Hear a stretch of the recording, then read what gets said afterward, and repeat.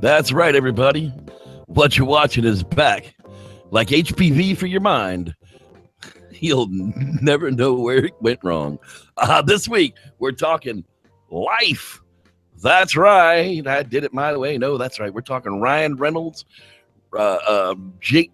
I took it in the ass, Gyllenhaal, and some chick I've never seen before, and a Chinese guy on some kind of ISS trip to find life from Mars. I don't know. It was really, really strange, but we'll get there.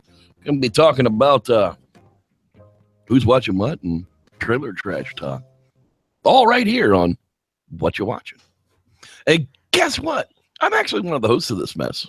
They call me Reverend Jeff, and I am indeed the movie reviewer to Jesus.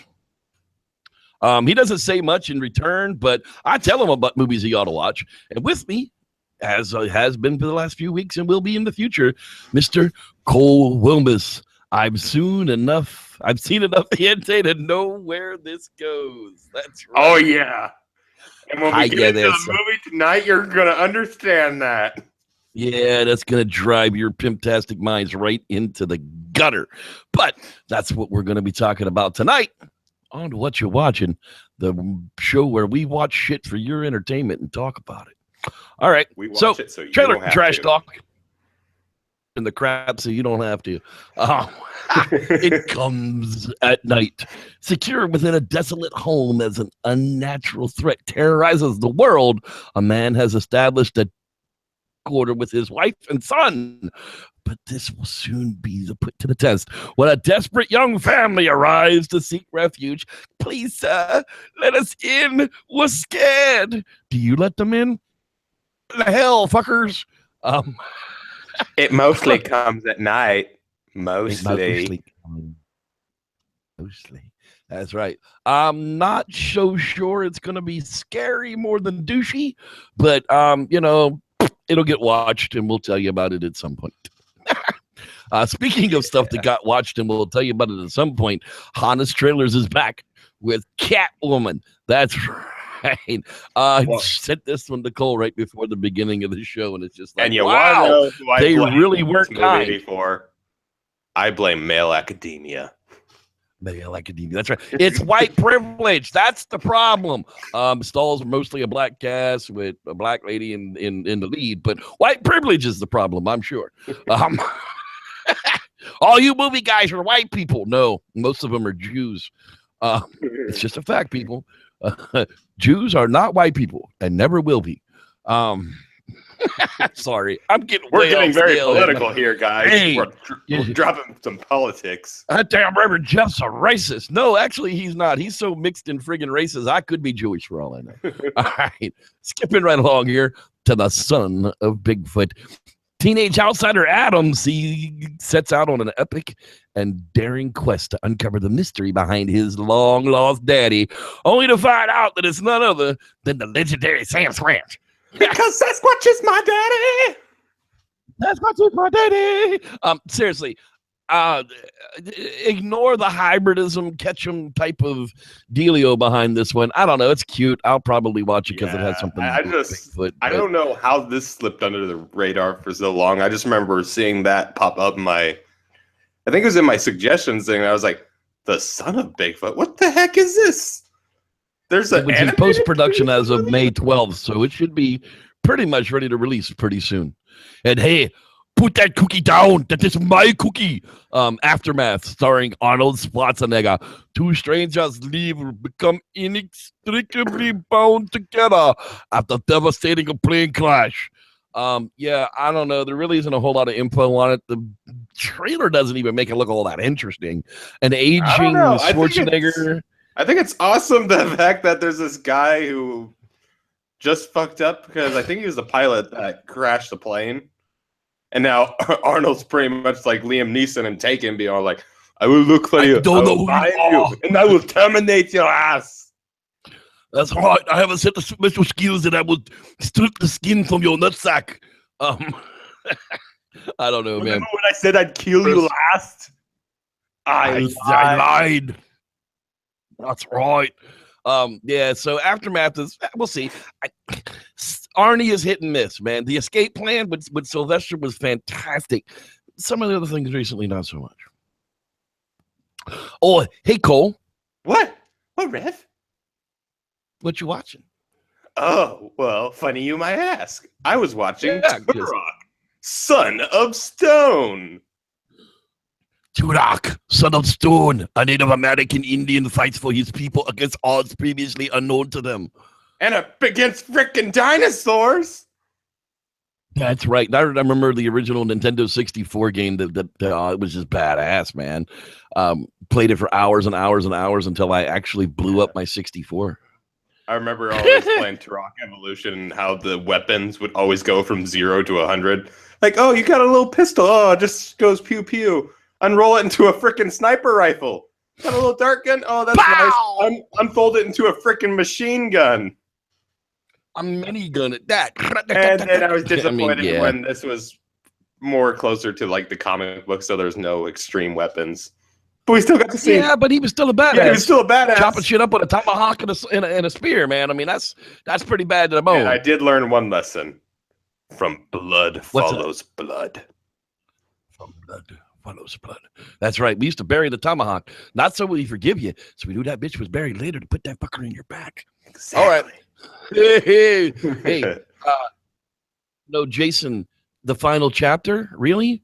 After being mortally wounded and taken to the morgue, murderer Jason Voorhees spontaneously revives and embarks on a killing spree as he makes his way back to his home at Camp Crystal Lake. Chop, chop, chop, chop, kill, kill, kill, kill, chop, chop, chop. Yeah, guys, I sort of have something to say. I kind of don't think this was the final chapter. Oh, you don't think so? Oh, imagine that. Part 4, part 5, part 6, part 7, part 8, part 9, part Jason 10. goes to hell, then he fights Freddy, then he goes to space. Right. I mean, come on, dude. Them calling it the final chapter was like, I don't know. Then he got made into a video game twice. Right. That's where he's going to live forever, so he doesn't ever have to worry about dying now. Exactly. He's digital, for goodness sakes. You've literally made him into a computer. And now he will take over the world. Your family, it'll be your fault. And Exactly. finally, wrapping up, what you watching this week? Because you patented it, you packaged it, you slapped it on a plastic lunchbox, and now, damn, you're selling. Damn, you're selling. You're selling it. You're selling it. During a preview tour, a theme park suffers from a major power breakdown that allows its clone dinosaurs to run amok. Dun, dun, That's dun, dun, putting it dun, lightly. dun, dun, dun, dun, Dun, dun, dun, dun, dun. dun. That's right, Jurassic Park. One of my favorites. I love Jurassic Park. Awesome. Your birds are flocking this way. That's one of my favorite lines. Yeah. Well, we all know which one's my favorite. It's a veggie. line. It's a veggie dinosaur, and then it blows its snot all over. I mean, Take that, you that's little just shit. straight up legit. That's And of right. Yeah, course you we- and your vegetarianism. We can watch that moment when the T-Rex chomps the lawyer for like on a 2-hour loop. Oh, over you and over, just don't chomp, chomp. You know, is that the one where they get him on the toilet? Yeah. That's the lawyer that gets bit in half on the toilet. Yeah, okay. Yeah. That's the one I want to watch over and over again. Most definitely. Hey, Rev, I have a very important question to ask you. What's that? What are you watching?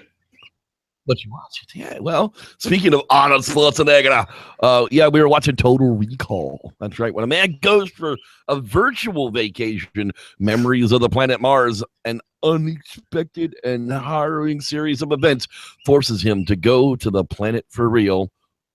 Or does he? This really is a mind screw. I mean, did it really happen? Was it? Did he ever really friggin' see symbols? 3 boobs? Right. I mean, it very much. If you watch the movie closely, very closely, there are a lot of clues to clue you in. They lobotomized his ass. He never left. He got sent to the silly His dumbass went in there after work. He got slapped in that chair. They lobotomized him and threw him in a Johnny Cab. Everything else was just a mind screw. Was HPV for his brain. That's right. When you have genital warts in your mind, this is the kind of things that will happen. So yeah, Total Recall, dude. I wish The Running Man would have been on right after it, but it wasn't. And not that crappy remake version with friggin' Colin Farrell. Sorry, I kind of have to gag every time I say that guy's name. Oh, War Machine. That's right. A successful, charismatic four-star general, Glenn McMahon, leaps into a rock-star command NATO forces in Afghanistan, only to be taken down by a journalist no-holds-bar expose from Rolling Stone. The hell are you doing talking to anybody from Rolling Stone, you idiot?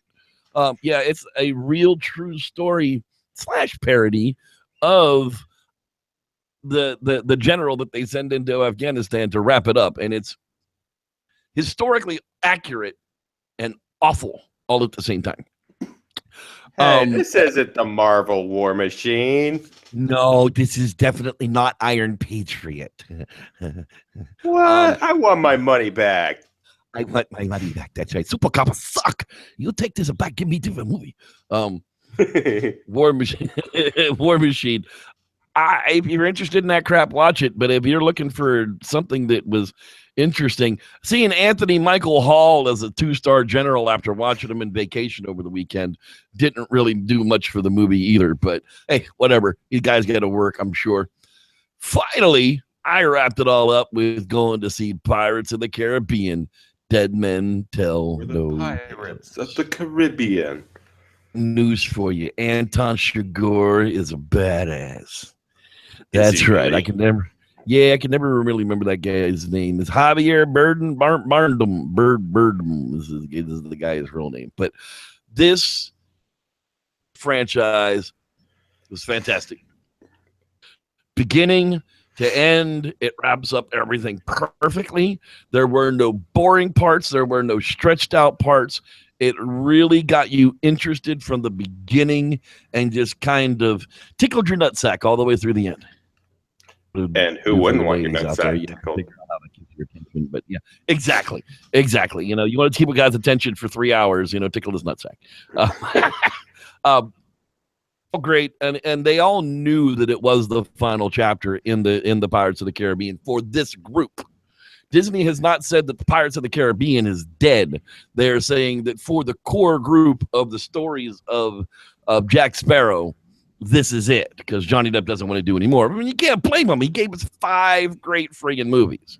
Yeah, because guys, if we walk away with the moral of this podcast in particular, if they say it's a final chapter, it's never the final chapter. It's not. It's never the final chapter. That's it. That's very definitely much the studio saying, yeah, there's going to be more. There's going to be more. Yeah, but seriously, it's definitely worth going to see. And with that, I'm just going to leave it until we get Cole all caught up on the franchise and he sees it, and then we'll have because I'm a slacker. I've probably when it comes out, first one. When it comes out on DVD, we'll probably have us a Pirates Night. Ho ho yo ho! Pirates Night for me. All right, let's see who all of our 4 fans that are hanging out in the live chat room for us tonight. And up first, of course, guys, is Miss Starshine. How you doing, bro? She's like our biggest supporter. And so she's thankful my that you're here with us. Foe. That's right. Canadian Sasquatch versus American Bigfoot. Cole versus Star 2017. We will wage war on each other. The fight will be long and hard. We'll sell you the whole seat, but you'll only need the edge. Rod Capri's always in that place to be. Squatchbox, hey girl, I heard your good news. Congratulations. Hi, Cassie. Hi, Chris. Hello, Christopher. Christopher's a big boy now. He turned 14. Congratulations on not having your mom kill you. Listen to your mom. Eat your vegetables. Do your homework. Don't do all those things. That's right. Don't do bad things. It's horrible for you. Sam's Quinch Ramirez in the house with us as well tonight. And the Quasi Man himself, Mr. Dean. How you doing, Dean? Hello, Mr. Dean Cooper. So glad to have our regular crew in the house tonight. If you guys want to catch us live, we are here Monday nights, now at 8 p.m. Pacific time. So that's where we're at. And come hang out with us. Share it with your friends. If you like what we do, click the subscribe button, because we do this usually every week. Be sure to hit the bell notification. That way you're notified. Ding, ding, ding, ding, ding. That's right. That Yeah. way your phone tells you that we're going to be on the air. Hey, speaking of why we were delayed, this is an opportunity that I'm going to take here. Cole and I were actually going to do a separate video, but I figured we take this as the perfect venue to actually do this. Yeah. The reason the show wasn't on the air last week is because we actually had a legal problem, and we were not actually able to do live shows on the air last week because of a company called Remove Your Media, LLC. Yeah, the company Now- that sounds like it should belong in a kids movie where evil corporation is just like, we gotta remove all the media to make money. Right. What these companies do is they contract with people movie houses that own movies, and they contract with them to keep their content off of YouTube for free. I understand that is a necessary thing because jackasses do this thing. However, they employ less than practical people to do this type of thing, and all they saw was a title that said Train to Busan, and they immediately claimed copyright that they owned it, even though the video wasn't long enough for it to be their content, nor did they even click on the video to verify what the content actually was.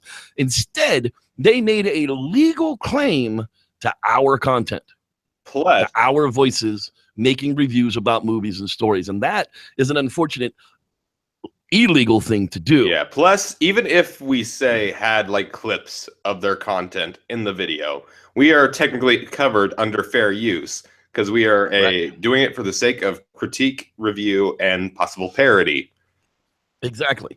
And these companies out there abuse small channels like this.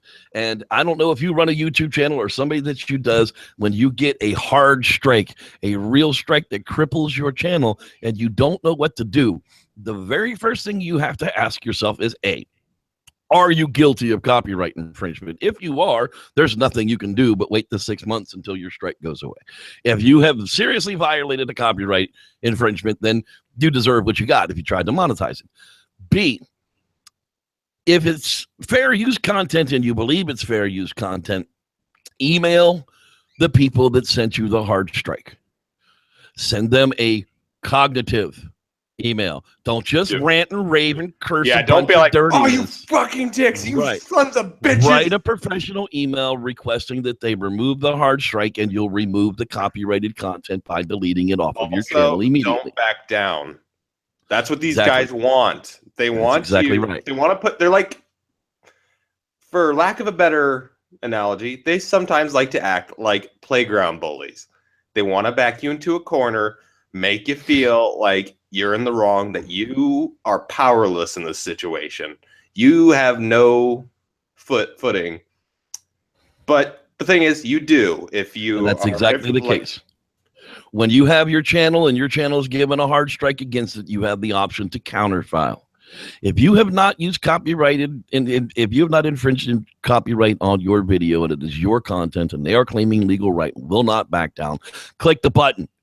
Click the counterclaim button. They have 6 weeks to either file in federal court for copyright infringement or release your video so that you get it back. Now, if everybody just goes and clicks that counterfile button that's not in violation of copyright, they can't sue us all. Yeah. I don't want to be the guy that comes to the boss and goes, boss, we got to go to court on this video. It has 26 views, and it doesn't have our content in it, but, we're going to sue this guy because he clicked the counterfile button. They're not going to do that. YouTube's not going to do that. Okay. But it is a real legal issue when they claim copyright against material that isn't theirs. Do not allow yourself to be bullied. Do not delete the content if it just comes up as a copyright link and they demonetize your video. Consider yourself lucky, be happy, move on. Don't make your 2 cents, your 0.002 cents per view on that one. Okay, that happens to me every once in a while. I just let it go. But on these hard strikes where they're trying to cripple your channel where you can't do, I couldn't do live shows for 6 months if I let this go. And this had absolutely nothing to do with any of their content other than at that time, my other host, Wes, was with me. And we talked about how much we loved their movie. And what do? They pay a jackass company like this to just go and take a video like that down. And I guarantee you the 50 people that watched that show would have never seen Train to Busan if we hadn't put that information up on YouTube in the first place. So congratulations. You're just screwing your customers out of money. Any final thoughts on that, Mr. Cole? Not much other than what we've already said, that they really screwed themselves over by not doing their own due diligence.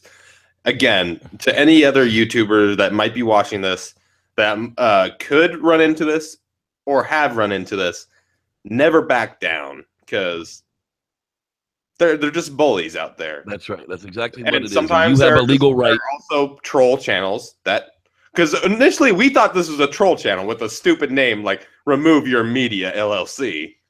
But when I looked it up, they were indeed a lawyer firm that was designed and contracted with companies in a legal way. So I did my legal due diligence and made sure that there wasn't anything in that content. Like, I couldn't even verify it because I don't have a copy of it. When we do live shows, they're live and they're on the internet. If somebody does a copyright straight and takes that down, I can't even verify. But that's how confident I was in the fact that there wasn't any copyrighted information. And I'm like, if you could prove to the contrary, please bring it forward. Otherwise, I'll see you in court. And they decided, of course, well, maybe this guy's right. And of course, I was right. But they try to pick on little. It doesn't matter how big your channel is. They just want to bully you around because they think that they're lawyers and they have a right to. But this wasn't a lawyer that did this. This was some pre-high school jackass making $9 an hour. And that's who's out there strolling YouTube. It's not some $300 an hour lawyer. So keep that in mind. Yeah. And with that, it's time to talk about life. That's right, guys. We're gonna talk serious here. We're talking about life. Seriously, Ryan Gosling. Oh, sorry. Oh, Ryan Reynolds, Rebecca Ferguson, and Jake. I had Heath Ledger in my ass, Gyllenhaal.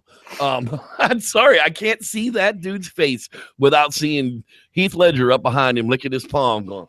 I actually didn't recognize him when I watched this movie. I was like, he looked pretty sickly in this movie. He looked pretty sickly in this movie, and I wasn't sure why that was, but I guess it was the character, because they said he had been in space for like 400 and some odd days or something. And, he didn't want to go back.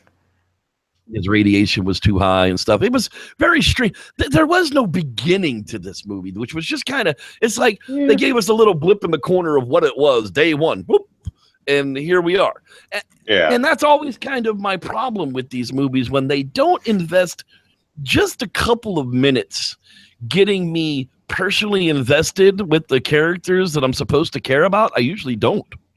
Yeah. I usually don't care about any of them. And I found myself in the very beginning of this movie not giving a shit who these people were. Yeah, that's the one weakness that it got under my skin with this movie. Because I went into this movie thinking a couple of things. One, I heard there was a rumor, which it's a false rumor. It was just people wanting to turn something that's its own thing into something that ties into the Marvel stuff. Some people were like, oh, this is going to be a spin-off of Venom. This is going to be a prequel to the upcoming Venom movie. No, it's not, guys. If you're thinking it's that... It's not even the same movie house. It's not even the same movie house. This was Sony Pictures. No, the Sony owns... Venom, though. Yeah, but it's not Marvel Studios who do anyhow. Whatever. Okay. Yeah. So we get into the space station, and apparently they're going to receive this package from Mars. This somehow, no idea. Could have been another mission. Could have been another shit. Yeah. Somebody, something, somehow. Again, due to the poor characterization, we just have no clue. There's all of a sudden this issue that a package is coming in for them too fast because of some kind of a solar storm. And now all of a sudden some jackass has to go outside and catch it. I was praying he was going to die at the beginning. Brian Reynolds, that jackass. I can't stand that guy. I'm sorry. Y'all love him as Deadpool. Kind of. Oh, well, yeah, well, we'll get to that point. But, yeah, I was very, very happy. But, yeah, he goes outside and, he's going to have to take control of the arm, remote control. What the hell's he got to go outside to do that? Can't you do that through a window? But whatever. Okay. Some technical, whatever shit, but whatever. I guess they could have told us. But so far, this setup is sounding slightly familiar. Alien, a little bit.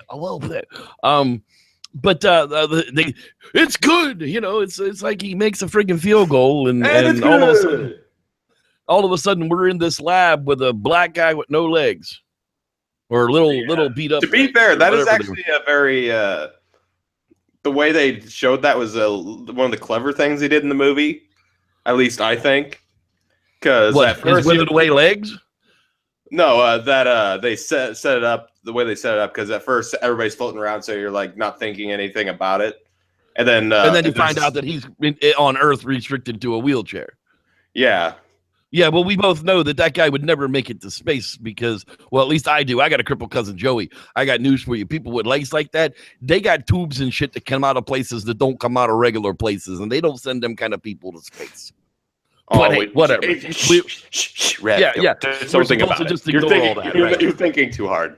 Yeah, I'm thinking, dude, they don't even want to tell us these people's names. We don't even want to care about them at all. And all of a sudden, we get this crippled kid and crippled guy, and we're supposed to feel bad for him. But he's the scientist, and he's going to bring whatever this thing from Mars is. Because they got the first signs of life. But wait, didn't they find microscopic life on Mars before? Well, it was dead, though. This was the first life. That was death. This is life. Oh, yeah. This was frozen life, is what the problem was. So and then we realize this is a movie about sea bears. Sea bears, that's right. Apparently, they like the movie Reanimator because they mentioned it by name. They're like, this is a real Reanimator shit. You're making an obscure movie reference to a crappy movie that nobody watched in the 80s, in a crappy movie in the 2000s that nobody's going to watch. Congratulations. And at this moment, they're really hammering in that Ryan Reynolds is Deadpool because he's definitely playing Deadpool with all the obscure references. Fuck yeah! I mean, he's literally almost talking to the fourth wall. He's that close. He's that close to talking to the audience. I mean, he's just. So they bring this thing back to life. With some real Reanimator shit. Having no idea what this thing is going to do. All of a sudden it moves, and they're all giddy as fucking school kids in a friggin' peep show. You know? Yeah, that's right. That's where that story actually goes. It was neat to see the excitement of seeing life come back. Yeah. That was a little draggy. I mean, they really did kind of drag that out for quite a few I felt scenes. Like it was, personally for me, it was paced well. And I did feel like I was sort of in the moment with them when you sort of see the life sort of happening. But I mean, we're going through the Chinese guy's wife having a baby. Yeah. I mean, if I'm making a space movie, really, am I going to dedicate 10 to 12 minutes to a birth? They're really at that moment they're sort of setting up that he's going to die, Rev. Well, I guess it was cheaper to film that than it was to film space stuff. And then they take all these questions from these little kids, and they wanted to name it Calvin. Why the hell you'd name it Calvin? Calvin! But all of a sudden, that's what they're calling this thing is Calvin, and Calvin's got. Now I don't understand how it. They explain that he's in technicalities, he is all muscle. All brain, all eye. Right. I got that. But how was it capable of evolution before our eyes? No, that's not adaptation. Because it was a single-celled friggin' thing when it got there. And it was not a single-celled thing well, we'll get there.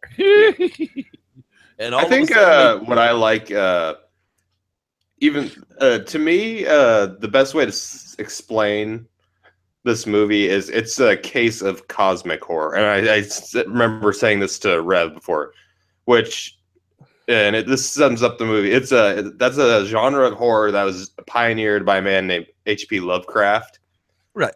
Which basically it is a scenario where you run into this unexplainable thing from an otherworldly thing that defies all logic.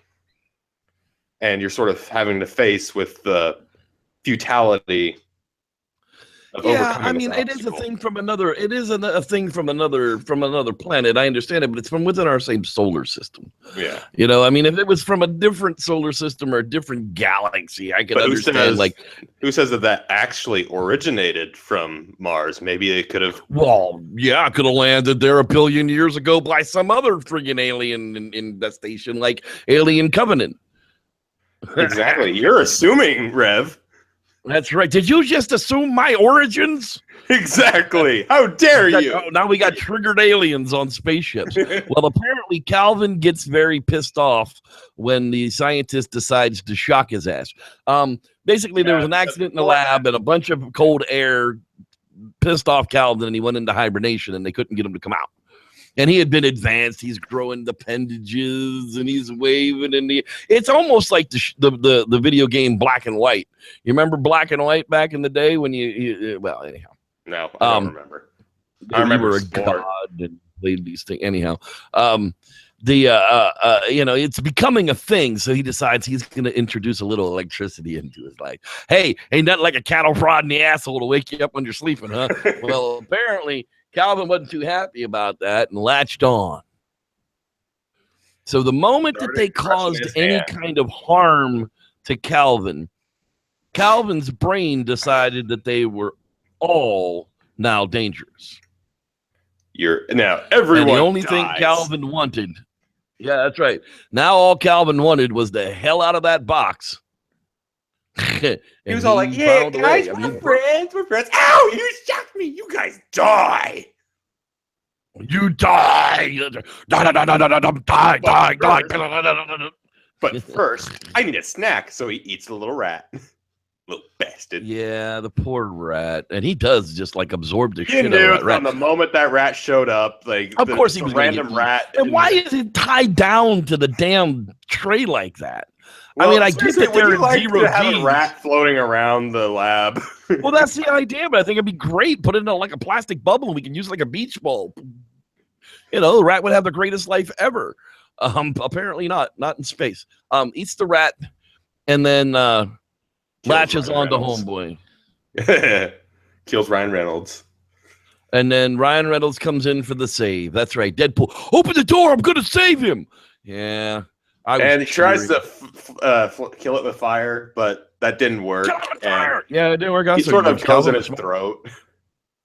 That was the whole alien thing that people were talking about there, you know, because that was in one of the trailers that you saw it, you know, go in him that way. And basically he just killed Ryan Reynolds from the inside out. This thing, whatever it was, learned exponentially fast to its environment. It was smarter than us when it was this big, you know, and now it's this big. And it's smarter than all of us combined and getting bigger. Exactly. The only gripe that I had was the inconsistency in when it killed some of its victims. Like when we saw it kill the rat, it totally dissolved the rat and absorbed it, sort of like the Blob. Right. And when it killed Ryan Reynolds, it just went down his throat. I was expecting it to start dissolving him. What it drank. Out of Ryan Reynolds. We did see it, but it was also equally gruesome because we just saw his body convulsing around and blood. Right. I have a feeling that there wasn't much of his organs left inside of him. I have a feeling that's what we were supposed to be getting the idea of, that thing was coring him out from the inside and then came back out when it was done. Came out as a little bit of hentai fuel. And then it gets smart enough to disable the communications. Because it's running off of slasher film logic now. That's right. You know, we're going to cut off their communications, then we're going to kill them. That's right. Movie reviewer to Jesus. Don't forget it. I got to tell you, it got a little long in the tooth for me in the middle of all of the after that point. I mean, yeah. Okay. When it got out of the station, it should have died. Yeah, it should have, but because they had to increase the oxygen levels and the O2 levels for it, or the CO2 levels for it in primordial Earth times to get it to come back to life. Yeah, but I It think they should have frozen to established death. there was a It little bit should of have frozen throwaway to death out dialogue there. in there that said he could only survive out in space for limited time periods. Yeah, well, it was out there for a long ass time. Yeah. And didn't die, and then it comes back inside and they lost it. They couldn't find it for the longest time. And where the hell was it? Wrapped around the black dude's leg. Yeah. I mean, what? And then it's How apparently long was it swallowed the there? tracer because all of them have tracers on different parts of their bodies. Right. And it apparently ate the tracker off of the black dude's crippled up leg. And now. Yeah, because we need a way to track it now. So, of course, the script had to give them a way to track it. No, hey, let's get a tracking dollar on it. That'll work. Deus Ex Machina this bitch. But yeah, I mean, how many times can you fail at something before it gets a little tough to watch on TV? It did get a little long towards the middle, but once it got to the third act, I felt that's when it sort of picked up again. When the package from Earth landed and was going to push them into deep space, that's when everything kind of started to pick back up for me again. Apparently Earth had received their distress calls and they knew that this thing could come back to life and do something like this. So they had protocol set in place to not allow it to get back to Earth. That's been the whole thing. So Firewall 1 was the box. Firewall 2 was the room. Firewall 3. And of course, who ruins it but the Japanese man? He comes in. Japanese man. He's like, oh, well, this is a rescue mission. He thinks it's a rescue. The alien pops up, starts fucking shit up. Hello, I'm here for you, Chinese man. Ah! And it just, there was no karate. I was a little or kung fu. I was a little disappointed in the fact that he didn't know kung fu. And then they jet his ass back out into space again. And then how does he get? I lost how he got back inside the ship again. I don't think he did. I think that's when that guy died. Yeah, that's when the Chinese guy died, and him and the captain gets back inside the ship, and then they have to. Oh, that's right. He had to go across the way. They decided that they were going to. Yeah. That's right. He was going to play the martyr, and she was going to return to Earth in the. Yeah, this is where I feel like this is the case where the ending actually sort of almost saved the movie. It was sort of like the reverse of The Arrival for me. When I watched The Arrival, the ending, throughout the whole movie, I was like, okay, this is an all right movie. It's okay. But then the ending ruined it for me because it just kept going on. Well, it kept going on and on and on. Yeah, the movie just beating you over the head with this thing. And with this movie, it was sort of very confusing deliberately. Yes, it was very confusing deliberately. When you catch that the pods have left that space station and that Calvin is wrapped around the dude. As Calvin is wrapped around Gyllenhaal's butt cheeks. And the idea was that they skipped off of each other so that the captain would return to Earth and Gyllenhaal would skip off into deep space and he would die along with Calvin. So we see that the space capsule opens and it lands in the water, and there's some Japanese fisher guys over there. I know what Japanese people look like. So they go over there to find out what's in the capsule and open it. And instead of it being the captain, who is it? It's Gyllenhaal with all entangled in Calvin. Calvin's just sucking the blood right out of him, dude. And he's screaming at them, no, don't open it, no. And then you see the captain going off into deep space and crying her eyes out. That's when I was like, okay, I sort of do love this movie because it didn't cop out. It didn't try to give us the happy ending. No, it didn't. And that's why I reaffirmed that this is cosmic horror.